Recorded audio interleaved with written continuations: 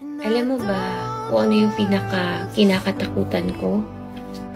Natatakot ako na magising na lang ako isang araw na hindi na pala kita mahal.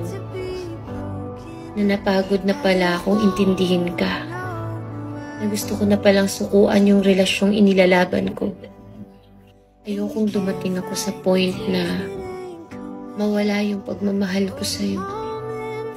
Kaya sana habang mahal na mahal pa kita at habang kaya pa kitang intindihin, sana matutuhan mo akong pahalagahan.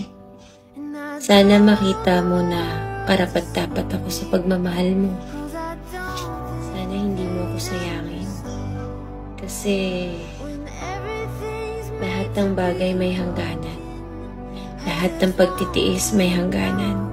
Kahit ang pagmamahal, pag hindi mo napahalagahan, may hangganan. Kaya habang nasa tabi mo pa ako, pakiusap, pakiingatan ako.